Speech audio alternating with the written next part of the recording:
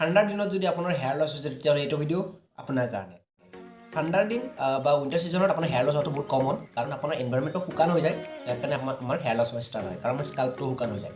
তাৰ কাৰণে আমি কিছুমান গুড ফেটছ লোৱা খুব প্ৰয়োজন, যাতে আমাৰ স্কাল্পটো ভালে থাকে, ভিতৰৰ আপোনাৰ ড্ৰাইনেছটো কমি থাকে। ঘি ল'ব পাৰে, 1 চামুচ 2 চামুচ ডেইলি ঘি খোৱাটো খুব ভাল।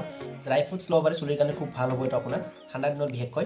আৰু জেনেৰেলি আপুনি উইকত 2-3বাৰ অইল কৰিব, 2-3বাৰ চেম্পু কৰিব। বহুতে ভাবে চেম্পু কৰিলে খুব বেয়া, কাৰণ চেম্পুটো আমাক শুকান কৰি দিয়ে, কিন্তু এইটো ভুল ধাৰণা। চেম্পু কৰিলে আপোনাৰ যিটো প'ৰ্ছ থাকে আমাৰ স্কাল্পত, সেই প'ৰ্ছবিলাকৰ ব্লক খুলি দিয়ে আৰু আপোনাৰ হেয়াৰৰ গ্ৰ'থটো ভাল হয়। আৰু আপুনি আমৰ জগত পানী থ'ব, আৰু সেই পানীটো আপুনি ৰাতিপুৱা খাব। কপাৰ ডেফিচিয়েঞ্চিটো আপোনাৰ নাইকিয়া হ'ব।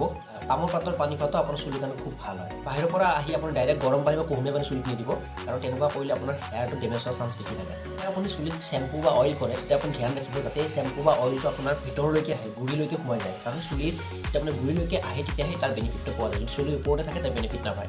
সেইখিনি বস্তু ভালদৰে ফ'ল' কৰক আৰু চাওক